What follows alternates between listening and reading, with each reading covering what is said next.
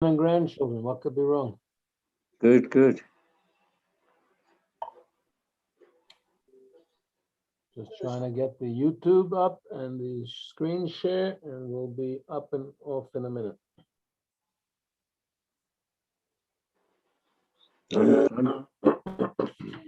I'll be back in a minute as well. Rabbi, hello everyone. Hello, Stephen. Hello.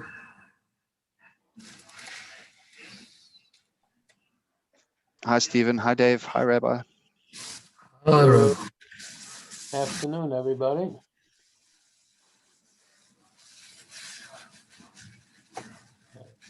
Get the screen share going. Give me a second.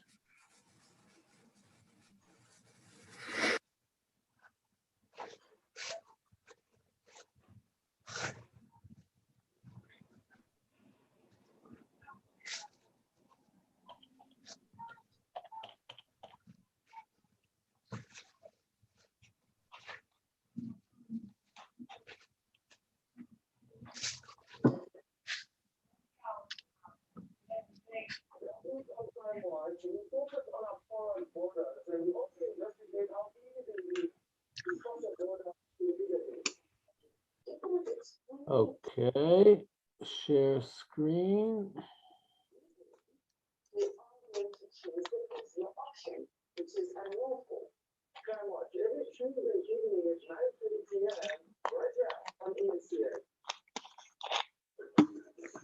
Right.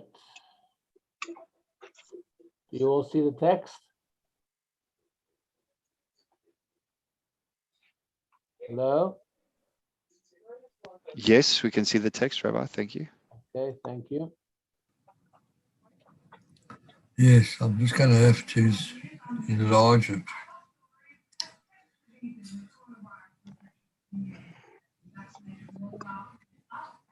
There you go.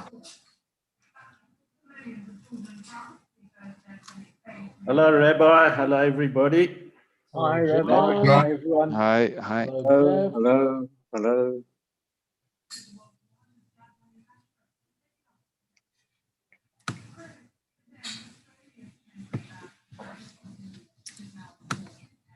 Okay. No, Right.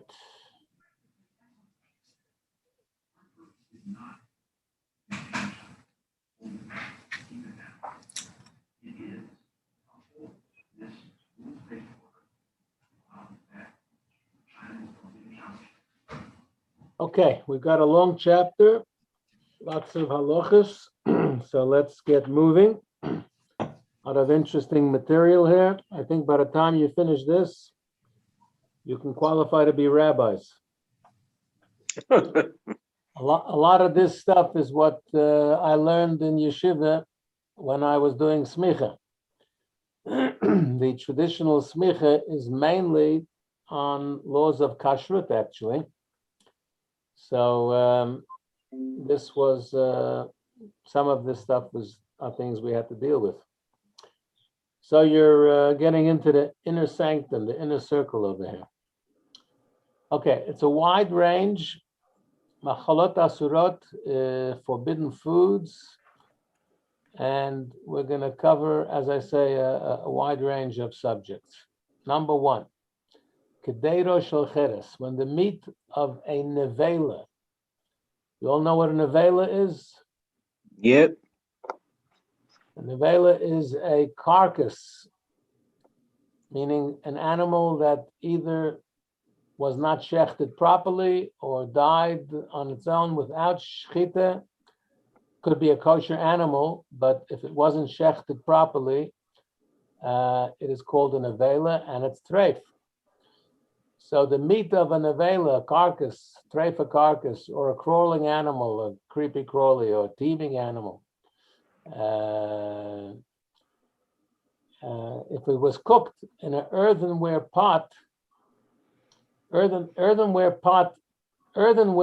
utensils cannot be kashered. For example, let's say you inherited a beautiful Royal Albert bone china dinner service from your late Bobbe, but she wasn't kosher. Can you use it? So for years and years, there was nothing we could do. In the last number of years, they've worked out, the Beth Din, that you could actually kosher it by putting it in a kiln.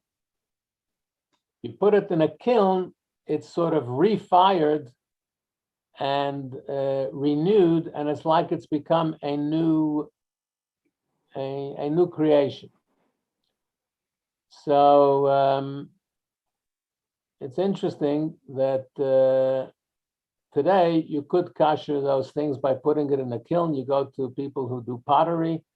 In Johannesburg, there's one or two that they already become quite busy with koshering china and other earthenware. But generally, for all the years, earthenware could not be kosher. So if treifa meat of any kind, or any kind of treif thing, was cooked in an earthenware pot, one should then not cook the meat of a ritually slaughtered animal, meaning a kosher animal, in that pot on that same day. Now, which basically means that if a pot was used for treif, it should not be used for kosher.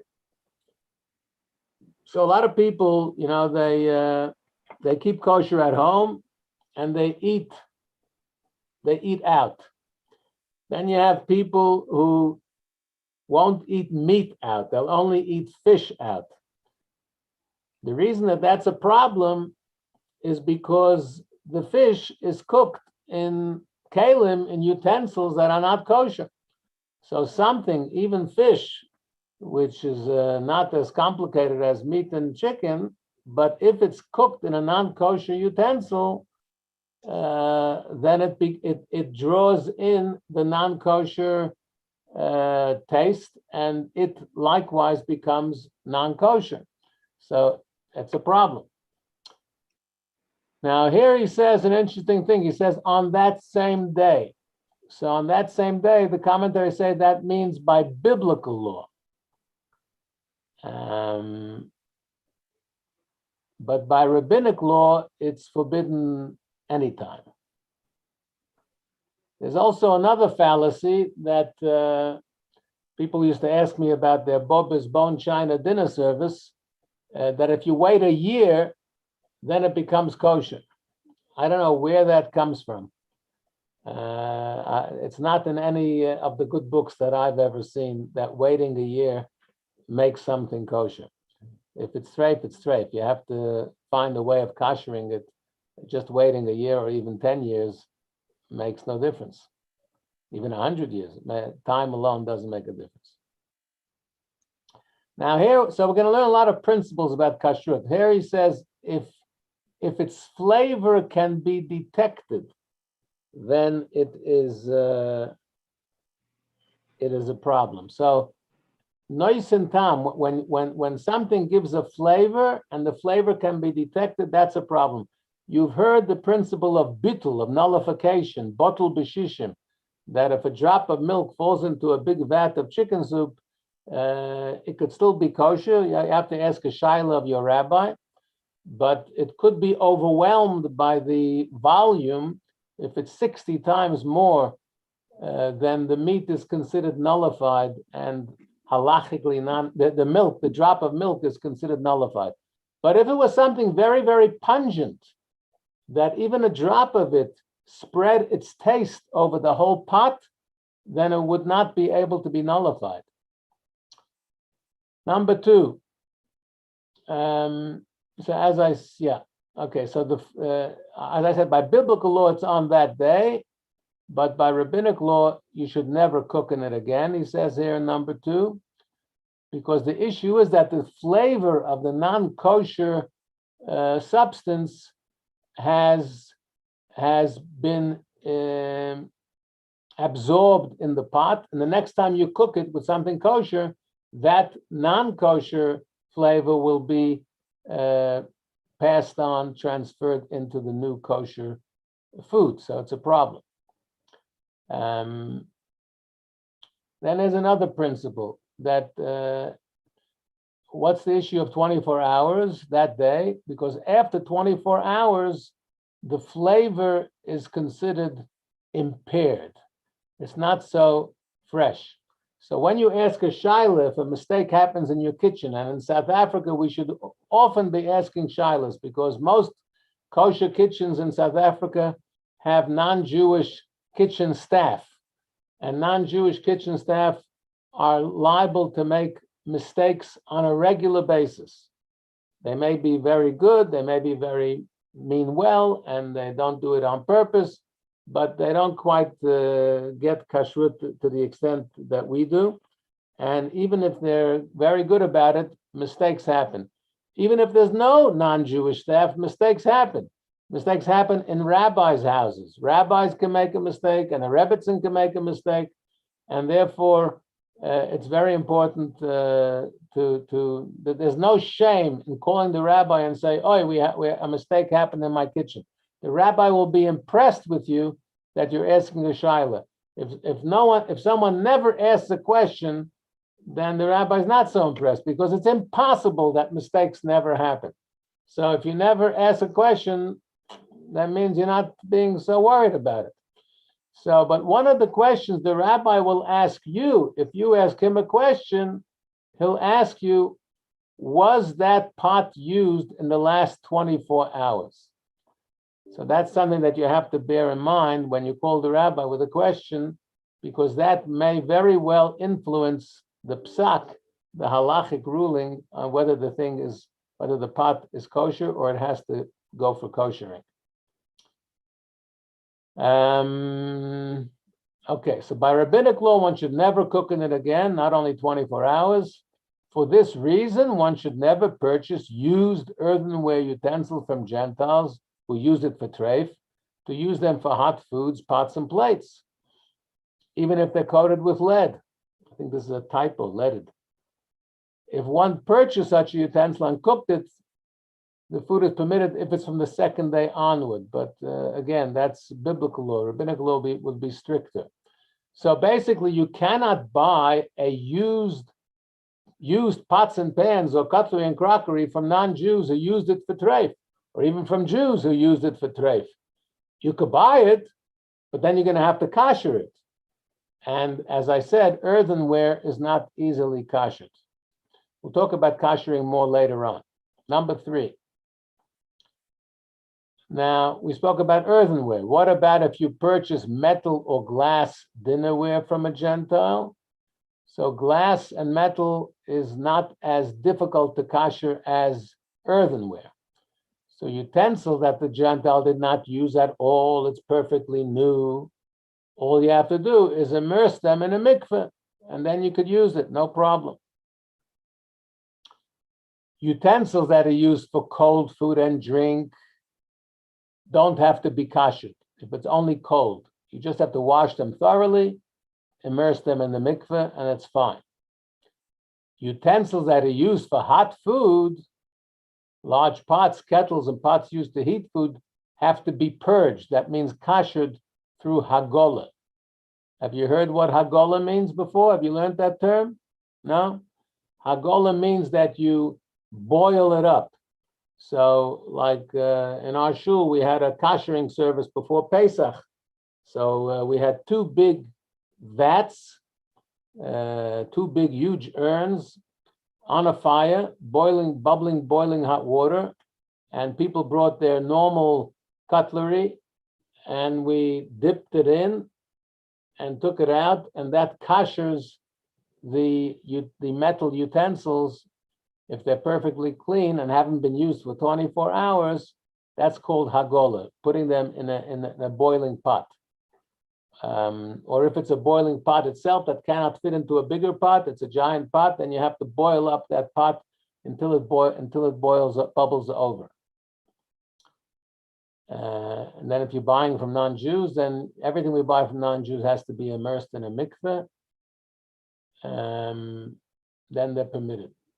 Utensils that he used, a non-Jew or that were used for non-kosher by anyone, with fire, for example, spits and grills, cannot be kashered by just putting it in a boiling pot of water. They have to be kashered in the same way they were used, which means fight fire with fire. So they have to be, you use a blowtorch today, and we put the blowtorch on this metal grill until it becomes white hot, and then they are immersed in the mikveh and you could use them. But it's very difficult, I must say, practically speaking, it's very difficult. To kasher a braai, for example, is very, very difficult. If it's been used a lot, it's very, because really things have to be perfectly clean before you kasher them. Can you really clean a braai? I mean, the stuff is caked on the sides over there. It's very difficult. But if it was just the grid, if you could, and even the grid is very difficult, but if theoretically you could clean that grid perfectly, get all the caked stuff off of it, and it's just pure metal, perfectly clean, then you could just put a blowtorch over it and kasher it. But practically speaking, it's very difficult. I can tell you this from experience. So here he tells you, number 4, what I said about Hagola, that a small pot is placed into a large pot. It's submerged, and then it's boiled till a bubble. If the large pot cannot fit, then you have to boil it up, and it goes over the edge, and then it becomes kosher. In all instances, it has to be washed and cleaned thoroughly. Okay. Let's look at 5. Dinnerware purchased from non-kosher sources. When we say you have to immerse it in a mikveh, that's not for kashering. That is a ritual purity law by the rabbis, that to acquire something from non-Jewish hands, you have to purify it. How do you purify it? By putting it in the mikveh. So even if it's 100% brand new, it's not unkosher, no problem. It's perfectly kosher, it's brand new, never been used. But the fact that you're buying it from non-Jewish sources, you have to immerse it in a mikveh. So if you buy a Kiddush cup made in Israel, you don't have to put it in a mikveh. If you know something was made by Jews, you don't have to toivel it in the mikveh. And he brings a source in the Chumash, an allusion. Allusion means it's a hint.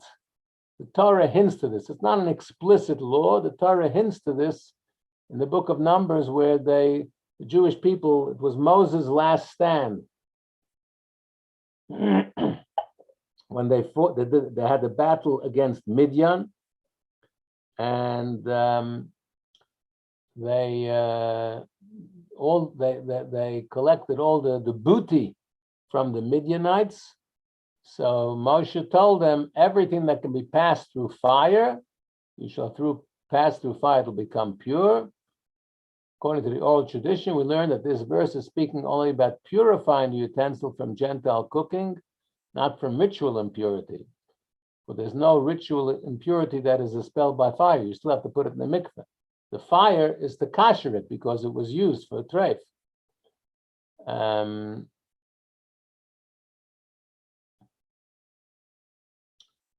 Okay. 6. Our the immersion only for metal dinnerware utensils from a non-Jew. But if you borrow, you haven't purchased it, you're not taking it into your possession, you don't have to toivel it in the mikveh. You're using it once and then giving it back. You just have to clean them thoroughly, kasher them, make sure it's kosher, or if it's brand new, you could use it. This is maybe the source that you could use something once. It's also a fallacy in town, that you could use something once without putting it in the mikveh. As far as I'm aware, that's a fallacy. But maybe this is the source. Because if you borrow something from a non-Jew, that has not been used, you don't have to toivel it in the mikveh. You could use it and give it back because you're not taking it into your possession. So maybe that's where the fallacy comes from of using it once.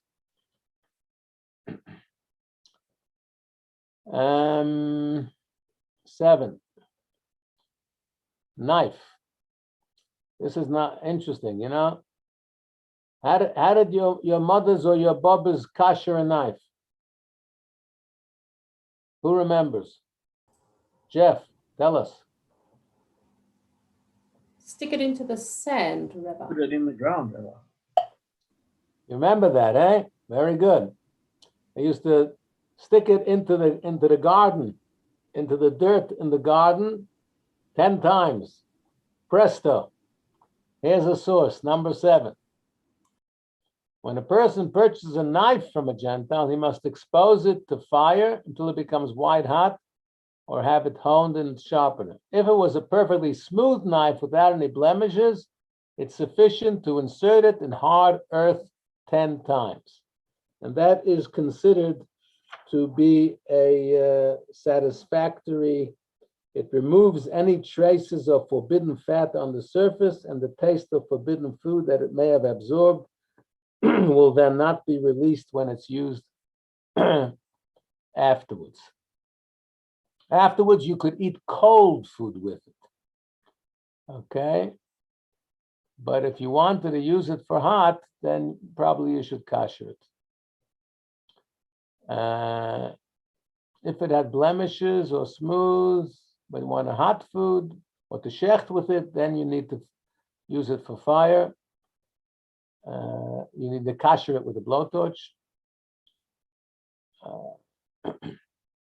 Now, if you use the non-kosher knife to shecht an animal, and by the way, not your average knife would not be kosher to shecht an animal. Then who knows what the name of the knife that the shochet uses to shecht an animal is called in Hebrew? There's a special name for that knife. A knife in Hebrew is called sakin, but the knife that the shochet uses has a special name. Anybody know? It's called a chalaf. Chalaf means it changes something from non-kosher to kosher. My father was a shochet before he bought a butchery. My father-in-law was a shochet. My grandfather, my great-grandfather were all shochtim, but I didn't like the sight of blood, so I became a rabbi. Now, so if you shechted an animal with a non-kosher knife, presumably the knife was suitable to shecht with. Not every knife is. Now we have a problem. So he says you should wash the place of slaughter, the neck of the animal. And if he removes the surface meat around that place, it is praiseworthy because it was a non-kosher knife. So just peel off that piece of meat that you touched with the knife. 8. When a knife was used to slaughter an animal that was treif, okay, so now we have another problem. The animal became treif. So you should not use that same knife to shecht with again until it's washed thoroughly, even with cold water, or wiped clean with worn out clothes. 9. Okay, now here's an interesting stuff. I mentioned in the teaser on the WhatsApp group that intermarriage will feature in today's halacha. What on earth does kashrut have to do with intermarriage? So here comes number 9.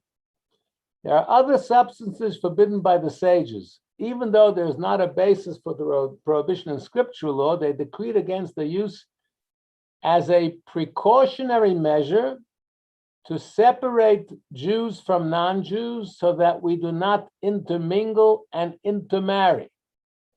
The principle is, if you become socially lovey-dovey with non-Jews, logically, the next step is, the farmer's daughter looks very nice. and you become very familiar. And the next thing you go out, and the next thing you're in love, and the next thing you're smitten, and by the time the rabbi gets to talk to you, it's too late. So social intercourse, logically, and we see from experience, leads to intermarriage. So we have to keep the barriers. I've said in shul on more than one occasion, you have to be, please don't misquote me here, from a very narrow, selfish perspective, it could be argued that apartheid was good for the Jews. Now, that's a terrible thing to say, because apartheid was a terrible crime against humanity. But from a very narrow, selfish point of view, it made the intermarriage problem less of a problem. Because if you're living in a community that has enforced, legislated, legalized, separate development, and every community lives in its own community and never the twain shall meet, then there's less opportunity for intermarriage. Now that we live in a rainbow nation and anybody can marry anybody legally and everybody mixes with everybody, the challenge of intermarriage has become much more acute. That's a fact. Okay, I'm not in any way saying apartheid was good. Please don't misunderstand me, and certainly don't misquote me. But I'm just saying that keeping communities separate makes intermarriage less of a problem. So here he says the sages decreed that we should not eat certain things that come from Gentiles, because if we wine and dine with them, the next step will be that we'll intermarry. So it's forbidden to drink wine with them. Here he says alcoholic beverages. Usually it says wine.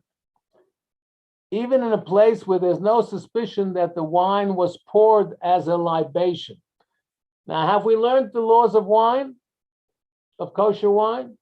You learned that already? Some of it, Rabbi. We have. Talk about kosher wine. What's Yes. wrong with wine? Why does wine need more of a hechsher than apple juice or orange juice Used for or idolatry. grapefruit juice? Wine one is of the the juice five- of a grape. Why is it worse than the juice of an orange? It's one of the The 5 answer fruits of Israel. The answer is because for millennia, almost every religion, almost every religion has used wine for sacramental purposes, which means that we're worried that the little old winemaker in Italy, when he was stomping the grapes of that delicious Cabernet Sauvignon, what's it?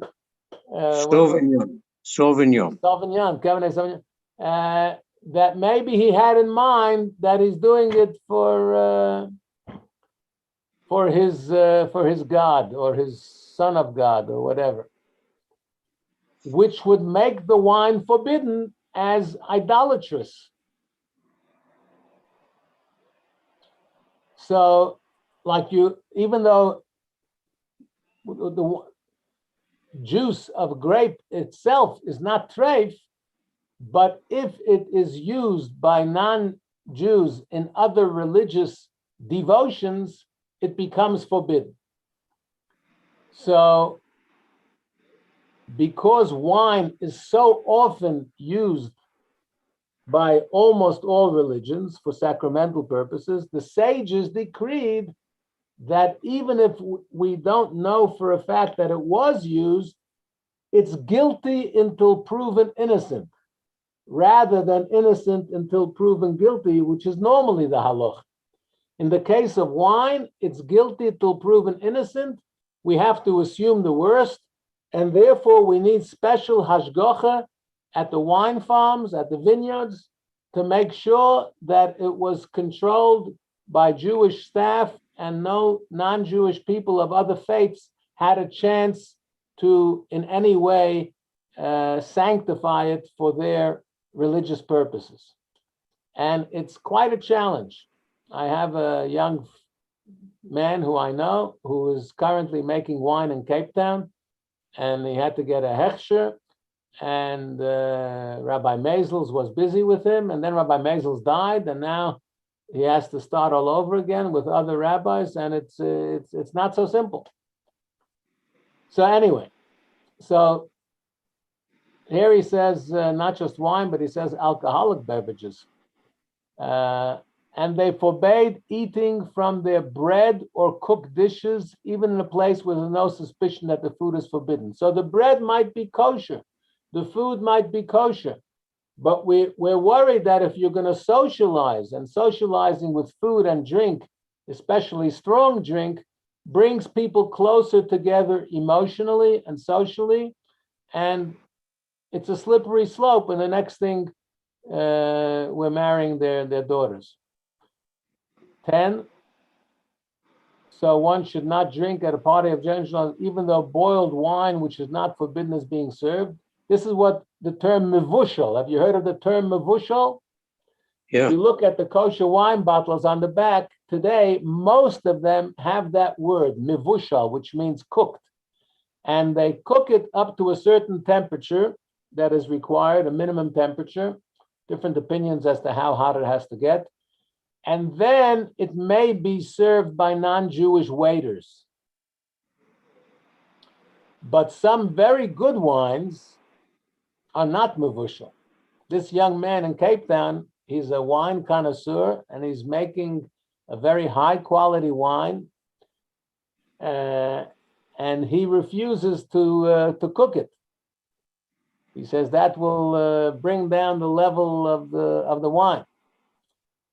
But so here he says, even if it is mevushal, we should still not be drinking wine with non-Jews, because it will lead to intermarriage. If the majority of the attendants at the party are Jewish, then it's fine.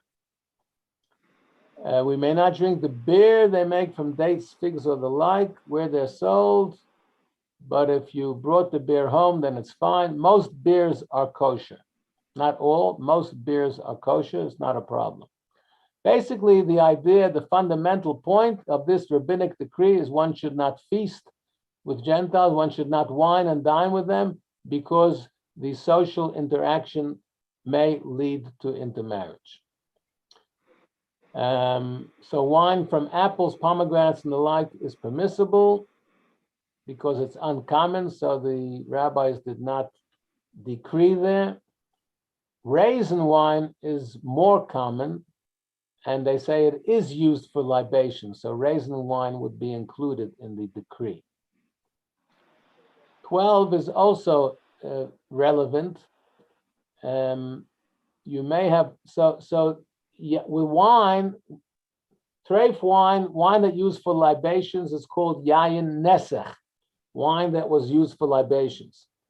If we don't know, but we presume guilt until innocence is proved, or there was no mashgichim, so that we'll say it's yayin, stam yayin. It's stam, it's just summer wine, and we have to assume the worst.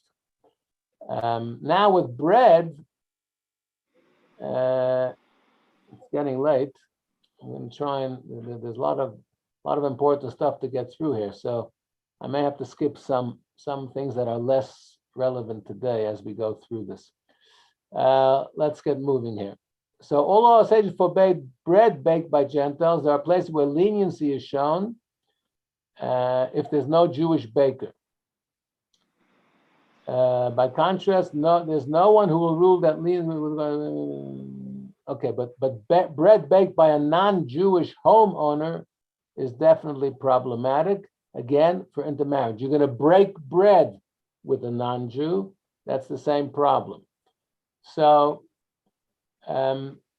let's say in Johannesburg, we have here breads that come from non-Jewish factories, Blue Ribbon or Albany bread that you buy in the supermarkets.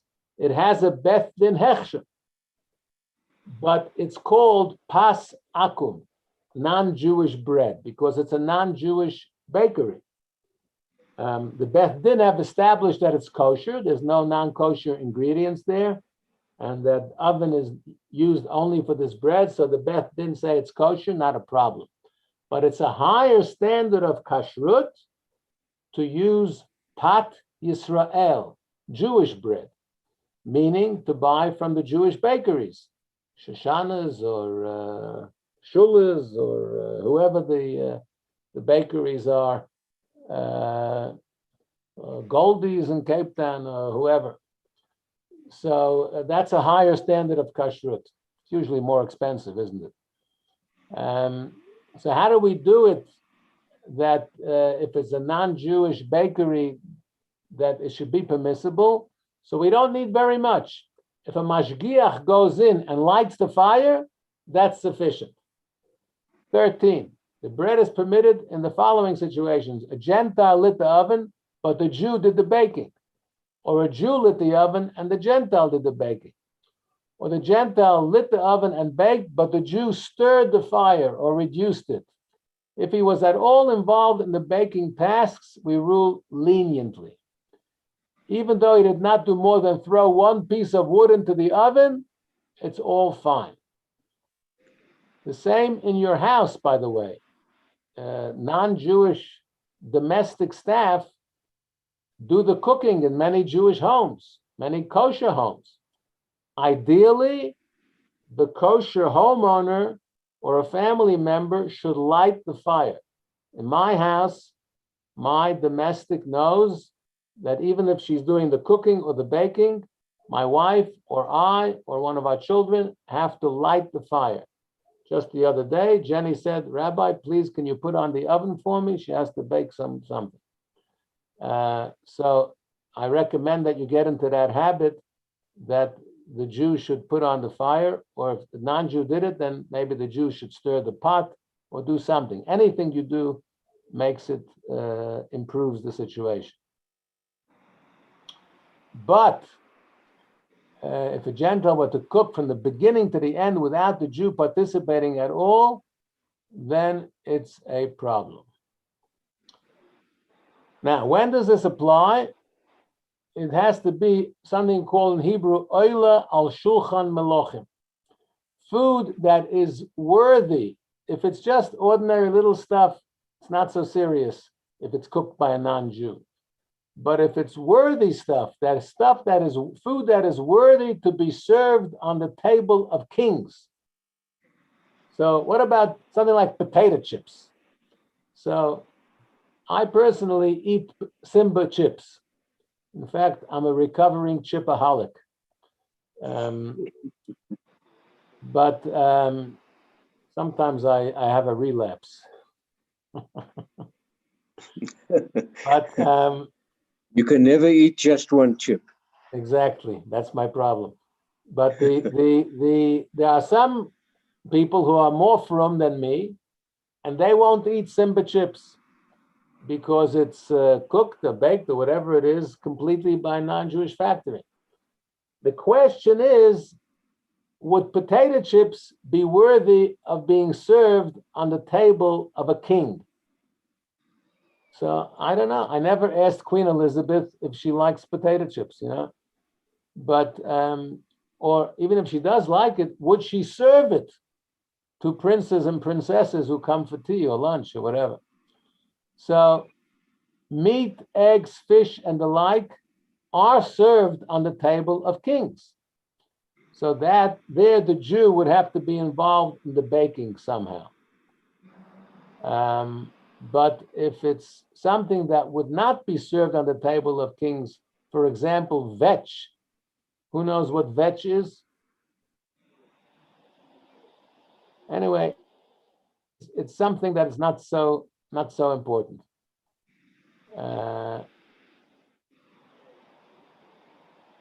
Okay, again, the fundamental purpose of this decree was to prevent intermarriage. But if it's not food that will be served on the table of kings, so it's not serious. Okay, I'm going to skip 16. I'm going to skip 17. 18, beans. peas, lentils, like the.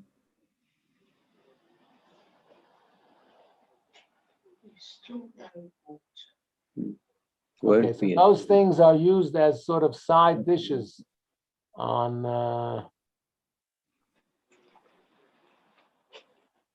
I don't know. I mean, we eat baked beans, and we keep this decree in our house, so I don't think that's a problem. Okay, 19 is sort of an interesting situation, which is unusual.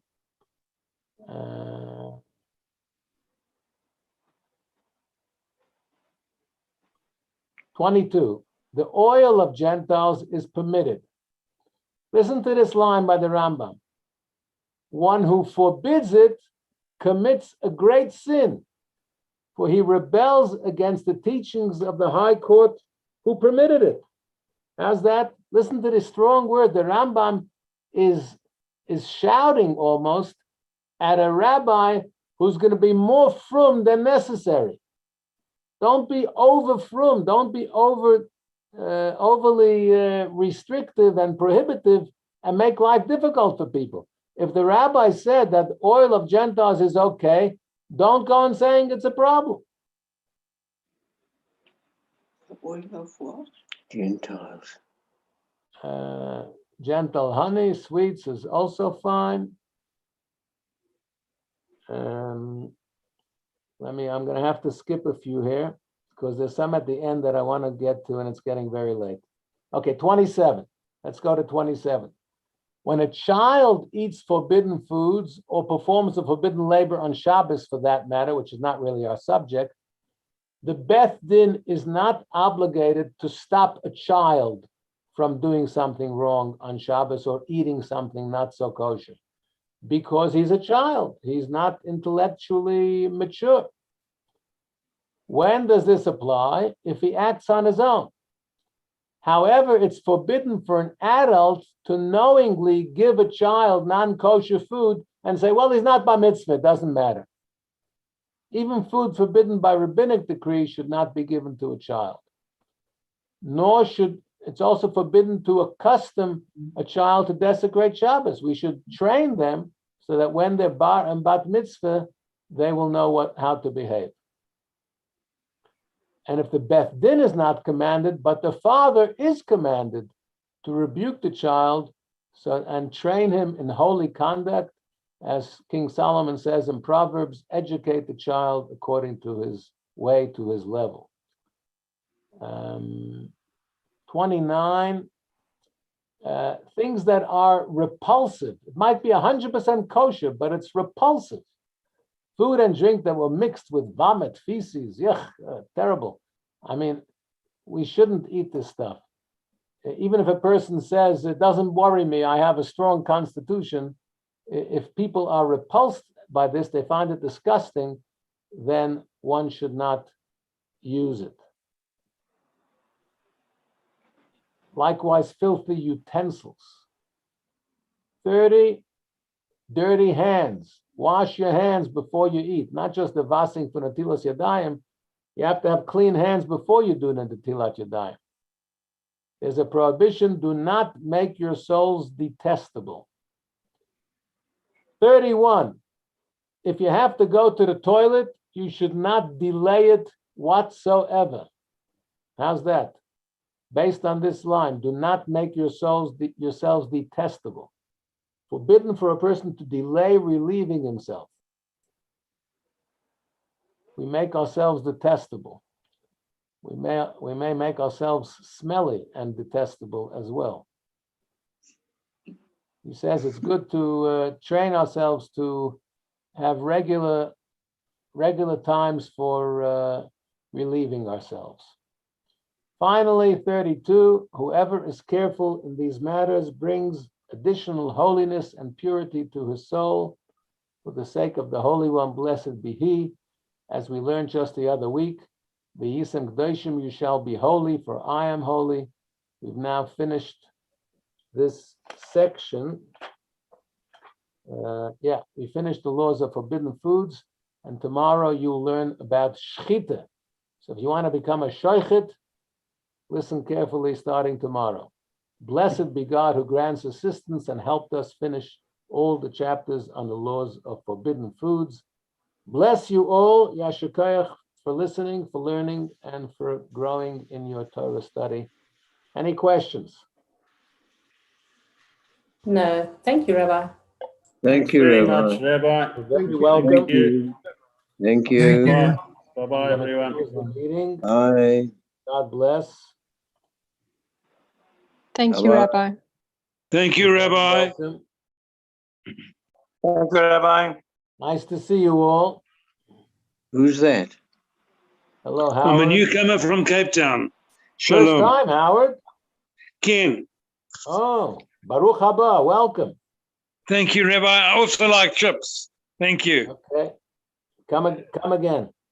Okay, please God. Bye-bye now. Thank you so much. Have a good day. Bye.